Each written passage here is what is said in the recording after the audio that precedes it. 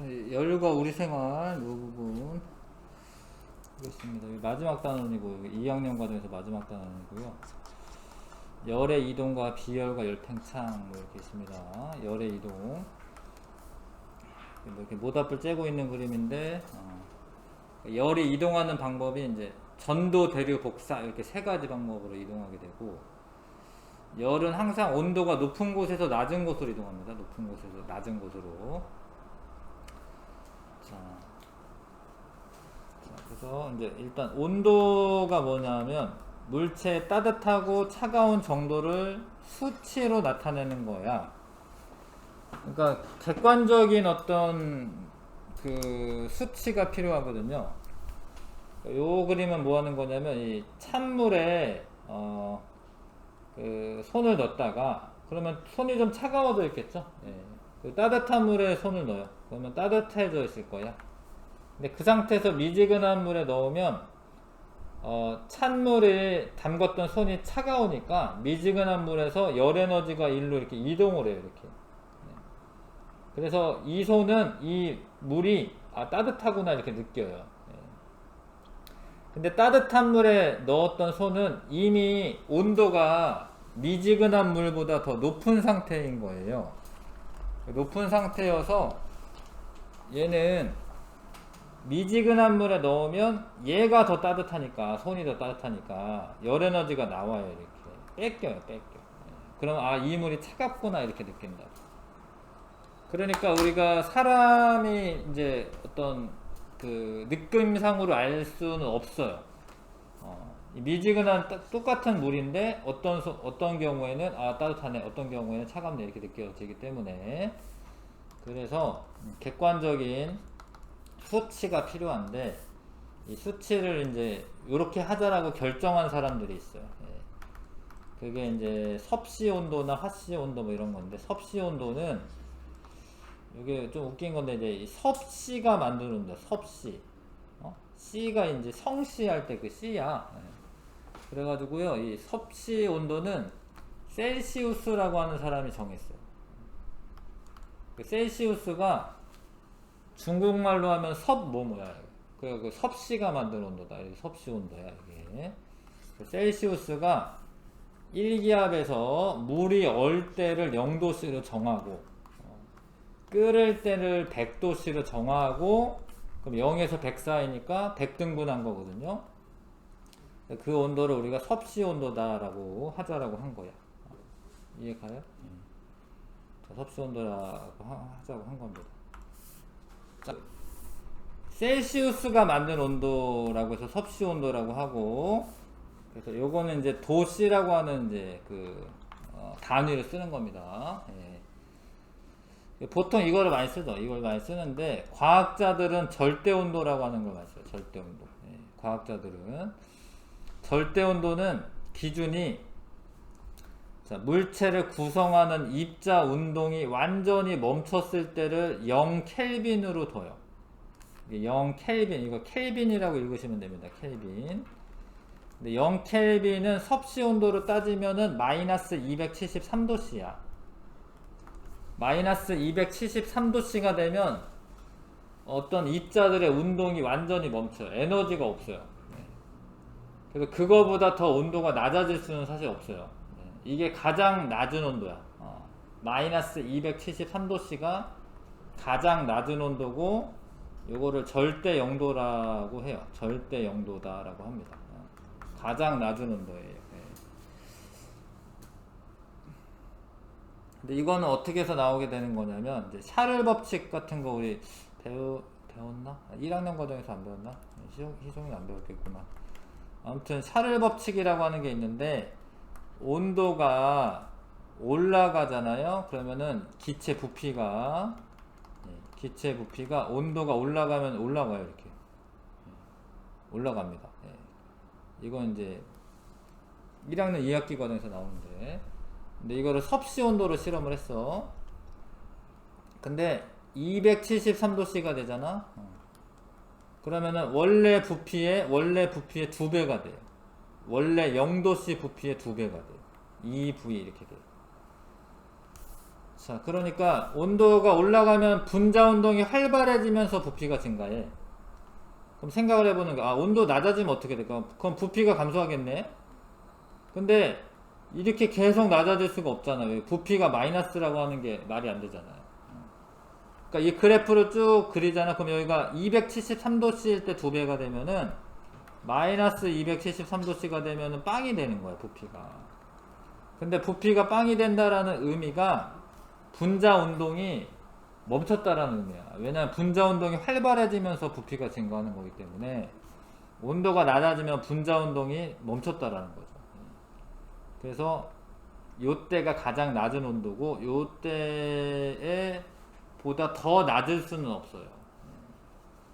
그래서 여기를 기준으로 삼아서 여기가 이제 0켈빈 이렇게 되는 거고, 자, 한번 그림으로 이제 그려보시면 이제 요게 샤를 법칙이라고 하는 겁니다. 2학기 과정에서 배웁니다, 사실. 기체의 부피 변화로 이제 알아보는.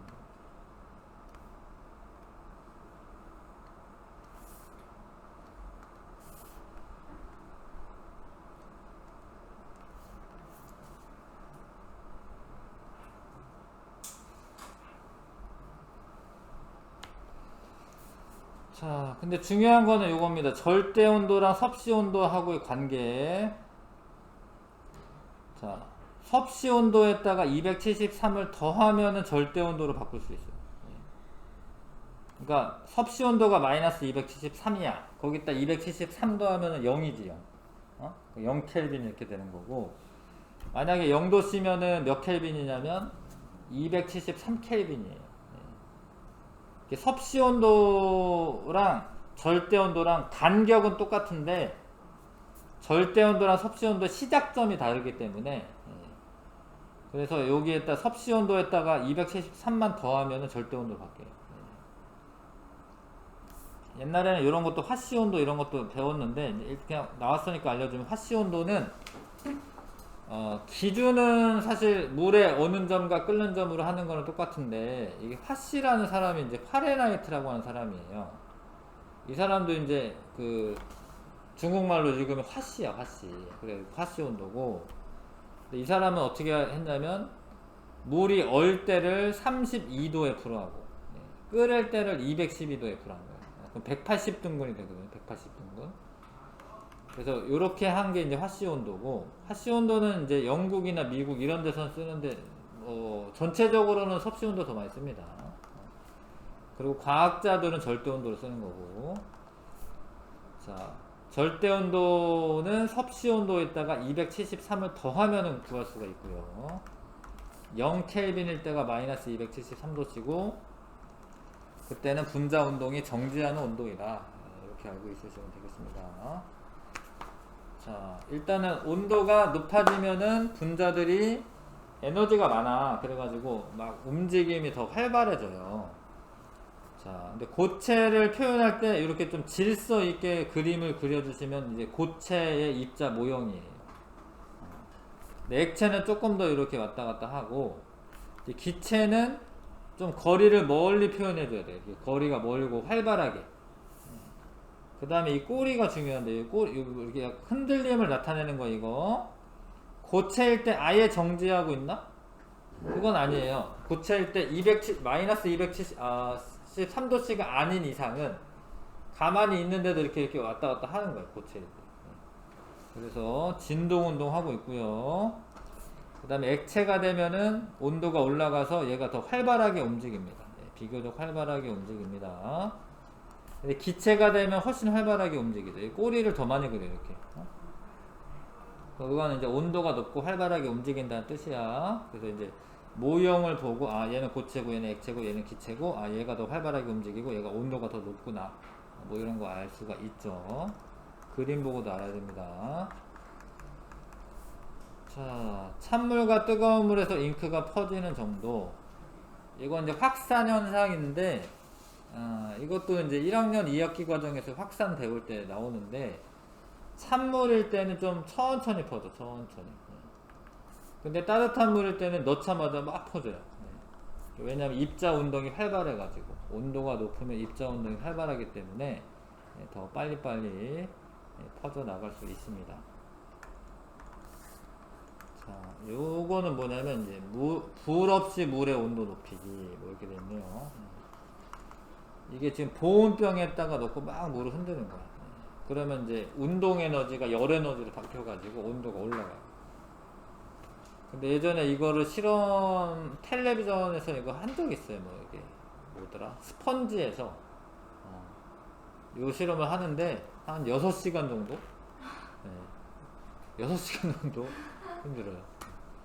그 실험맨들이 한 20-30명이 돌아가면서 흔들어가지고 물을 끓이더라고, 저렇게 해가지고. 근데 처음에는 이제 기계장치 같은 데다가 이렇게 달아가지고 하려고 했는데, 기계는 이게 규칙적으로 흔들려가지고요. 네, 물 분자들 마찰이 일어나야 되는데, 그래서 저기다 넣고 한 실험맨이 한 20-30명이 돌아가면서 이렇게 끓이면 온도가 높아지긴 합니다. 자, 온도와 입자 운동. 아무튼 온도가 높으면 입자 운동이 활발하다라는 거. 온도가 높아지면 입자 운동이 활발해지고, 온도가 낮아지면 입자 운동이 둔해지는 겁니다. 온도가 높다라는 건 에너지가 높다라는 걸 뜻합니다. 자, 요런 거는 뭐냐면, 이런 건 이제 뭐 시온 잉크라고 하는데, 뜨거운 물을 부으면, 요게 뜨거운 물 같네요. 뜨거운 물 부으면 요 잉크 입자들이 뭐 이렇게 결합하고 있다가, 이렇게 결합을 하고 있다가 뜨거운 물 붓잖아. 그럼 이 잉크 입자가 떨어져, 이런 식으로. 그럼 색깔이 바뀌어요. 그래서 이거 열변색 붙임 딱지를 이용한다 이렇게 되어 있는데, 설명 하나 있는데, 여기 열변색 붙임 딱지가 하나 있는데, 이거 약간 까만색이잖아요. 이렇게. 근데 이게 내가 요번에 대천 해수욕장 그런 데 놀러 갔더니 이걸 붙여주는 거예요. 왜 열나면 이제 코로나 이제 검사해야 되잖아. 녹색일 때 정상이라고 했어요. 녹색이 정상이에요.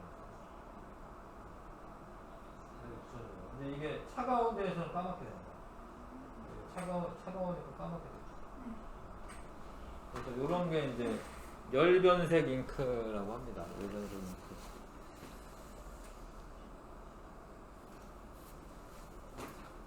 자, 이것도 이제 분자 온도에 따라서 분자 운동이 달라지기 때문에 나타나는 현상이고.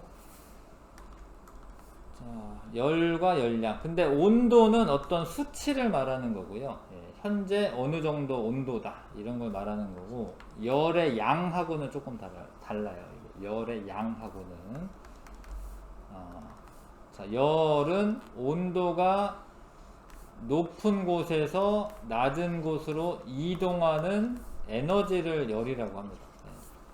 온도가 높은 애랑 낮은 애를 접촉을 시키면 열 에너지가 이동하는데 그 에너지를 열이라고 하고, 에너지이기 때문에 이 줄이라는 단위를 써요. 이게 에너지 단위야, 에너지 단위.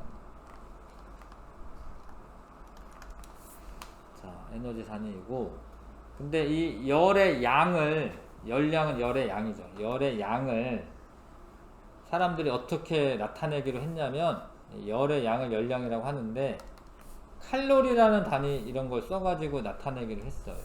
칼로리나 킬로칼로리. 이런 거는 뭐 다이어트 하거나 이러면 많이 들어보잖아요. 몇 킬로칼로리를 먹어야 된다, 막 이런 거. 근데 이 킬로칼로리나 칼로리 단위가 사람들이 정한 거야. 물을 1kg을 뜬 다음에 가열을 하다 보면은, 온도계 꼭꼭 가열하다 보면 온도가 올라가겠죠. 그래서 물 1kg을 1도씨 높이는데 필요한 열량을 1kcal라고 하자, 이렇게 정한 거예요. 물을 1kg 떠놓고 가열하다 보면 1도가 띡 올라갔겠지? 그때 내가 가해준 열의 양이 1kcal다 이렇게 정한 거예요. 이해가요? 자, 만약에 2도씨가 올라간다 그러면은 열량을 2kcal를 내가 준 거지. 2kcal를 준 거죠. 그래서 뭐 다이어트 하다 보면 이제 보통 청소년들이 뭐 한 한 2200? 뭐 요 정도의 킬로칼로리의 열량을 소모합니다. 하루에. 하루에 그 정도 소모해요. 그래서 밥 한 공기에 뭐 400킬로칼로리 뭐 이런 게 있어. 밥 한 공기 먹으면 거기서 나오는 열이 물을 만약에 1kg짜리를 떠놓으면 200도씨만큼 올라가는 거고, 만약에 물이 한 100kg짜리 물이 있다. 그러면 4도씨 정도 올라가는 거고. 그래서 물 1kg의 온도를 1도씨 높이는 데 필요한 열량을 1kcal로 정의를 했고, 만약에 물이 1g 있다. 1g. 그럼 이거 1000분의 1이잖아요. 그럼 이건 1칼로리가 돼. 1칼로리. 키로가 원래 1000배니까 물 1g을 1도씨 높이는 데 필요한 열량은 1칼로리가 돼. 칼로리. 그게 이제 킬로칼로리, 칼로리에 그게 물을 얼마만큼 온도를 높이는데 필요하는 양이다, 이런 정의죠 이게. 그래서 이 정의는 아셔야 되고요. 자, 그래서 어떤 물이 있는데 가열해서 열을 받았어. 그러면 이제 입자 운동을 좀 더 활발하게 표현하는 거야 이게, 점선이. 그 다음에 사실 조금 멀어져야 돼. 조금 멀어져요. 조금 멀어진 것 같긴 한데. 자, 근데 차가워졌어. 차가워지면은 입자 운동이 덜 활발하고, 그렇게 표현한 것 같긴 한데, 지금 하나 둘 셋 넷 다 여 일곱 여덟 아홉 열 열하나, 하나 둘 셋 넷 다 여 일곱 여덟 아홉 열 열하나. 좀 더 많네. 아무튼 입자들 사이 간격은 좁아져야 돼요. 차가우면. 자, 열평형은 금속 캔이랑 수조에 물을 담가 놓고 어떤 실험을 했네요. 봐봐요. 뜨거운 물이 담긴 금속 캔. 그러니까 여기가 뜨거운 거네. 여기가 뜨거운 거야. 여기 뜨거운 거고, 찬물이 담긴 열량계. 열량계라고 하는 뭐 같은 그런 기구야. 수조라고 해도 되고, 하여튼 여기 찬물이야, 찬물. 온도계 꺾고 나중에 보면은 찬물에 있는 온도는 좀 올라가요. 나중에 여기 뜨거운 물 온도는 내려가요. 근데 그건 왜 그러냐면 열이 뜨거운 곳에서 찬물로 이동을 했기 때문에 얘가 열을 받으니까 온도 올라가고, 열을 잃어버리니까 온도 내려가고. 나중에는 온도가 똑같아져요. 그때를 열평형에 도달했다라고 얘기하는 거야. 충분한 시간이 지나면 열평형에 도달합니다. 자, 그래서 열평형은 이건 항상 그런 건데, 고온에서 저온으로 열이 이동을 해요. 고온에서 저온으로 열이 이동합니다. 그러면 저온에 있는 물체는 온도가 올라가고, 고온에 있는 물체가 온도가 떨어져서 나중에 똑같아지겠죠. 역전이 되지는 않아. 이게 역전이 되지는 않고, 고온의 물체는 온도가 낮아지고 저온의 온도가 높아져서 똑같아져. 그러면 열평형 상태에 도달했다라고 하고, 자, 넘겨보시면 그래프가 지금 얘가 온도 낮고 얘 온도 높은 거죠. 접촉한 다음에 시간이 지남에 따라 얘가 온도가 올라가고요, 얘는 떨어졌어. 이 역전되지는 않습니다. 이렇게 나중에 이렇게 똑같아지면 열평형 상태에 도달한 거고, 그러면 온도 변화가 없어요. 온도가 똑같으니까 이동을 안 하지. 온도가 똑같으면 이동을 안 하죠. 그림 잘 보시면 여기 꼬리가 이렇게 있고 여기 조금 있었는데 나중에 똑같아요. 이렇게. 그렇죠? 그래서 열평형 상태에 도달하면 분자 운동도 똑같아지고요, 온도도 똑같아집니다. 근데 이게 딱 중간은 아니야. 무슨 얘기냐면 온도가 여기 있고 여기 있으면 여기 가운데여야 될 것 같잖아, 왠지. 근데 이 차이가 나는 이유는 이따가 뭐 이렇게 열량 이런 거 배우면 아는데, 얘가 물의 양이 찬물이 더 좀 많은 거예요. 딱 중간이 아닌 이유는 지금 찬물의 양이 더운 물보다, 뜨거운 물보다 많아. 그래서 얘는 좀 많이 떨어졌고 얘는 조금만 올라간 거야. 그래서 그렇지, 저게 언제나 이렇게 딱 중간이어야 되는 건 아니야, 사실. 그리고 자, 근데 여기서 중요한 게 더운 물체는 열 에너지를 잃어버렸을 거고요. 차가운 물체는 열 에너지를 얻었을 거야. 여기서 중요한 게 더운 물체가 잃어버린 열량과 차가운 물체가 얻은 열량은 항상 같아요. 그래서 뜨거운 물체가 뜨거운 물이 잃은 열량과 차가운 물이 얻은 열량은 같아요. 열량은 같은데 온도 변화는 다를 수 있어요. 온도 변화는 그 물질의 양에 따라 좀 달라지기 때문에 열량은 똑같은 거예요. 열량은 열의 양은 근데 온도 변화는 얘가 10도씩 내려간다고 얘가 꼭 10도씩 올라가야 되는 건 아니야. 그거는 자, 그 다음에 달걀과 물의 열통이요. 갓 삶은 달걀을 찬물에 놔뒀어. 그럼 삶은 달걀이 지금 현재는 뜨거운데 얘는 온도가 낮아지고 얘는 온도가 올라가다 보면 똑같아지는 거예요. 그쵸? 그래서 열평형 상태에 도달하는 거지.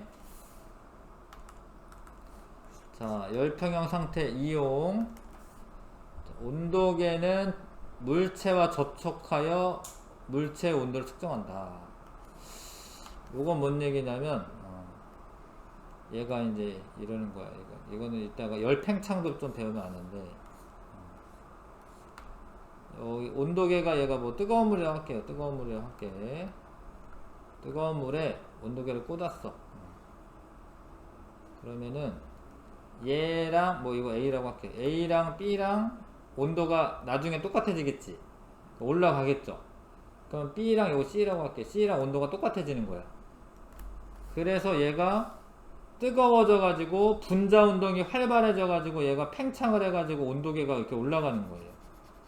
온도계가 올라갔다 내려갔다 하는 거는 그 액체, 그 안에 들어가 있는 액체가 이거 이제 열팽창 이따 배웁니다. 그 액체가 열받아 가지고 팽창하는 거야. 그러면 온도계가 쓱 올라가. 그러니까 이거는 열평형에 도달했기 때문에 얘랑 온도가 똑같아지니까 온도계가 측정이 되는 거죠.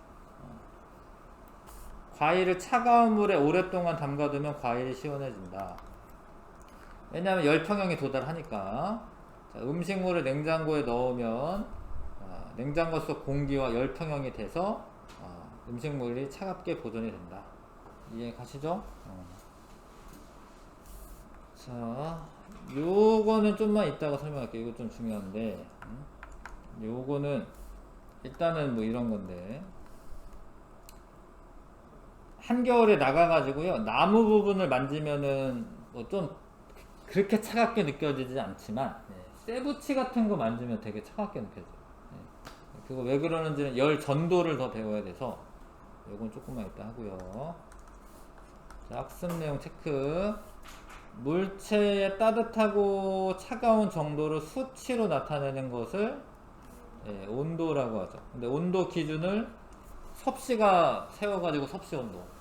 섭씨 온도는 물에 끓는 점을 100도씨, 어는 점을 0도씨로 한 거고, 화씨 온도는 이제 물에 어는 점을 32도 F, 끓는 점을 212도 F로 하는 겁니다. 그래서 뭐 미국 메이저리그 뭐 이런 거 보면 온도가 되게 높아요. 막 80 막 이래. 막 100 막 이래. 근데 이게 80도 F야. 80도씨가 아니야. 그래서 뭐 미국에서는 이제 화씨를 쓰기 때문에 상당히 온도가 높아 보이죠, 사실. 자, 그 다음에 온도가 높아지면 물체 입자 운동이 활발해지죠.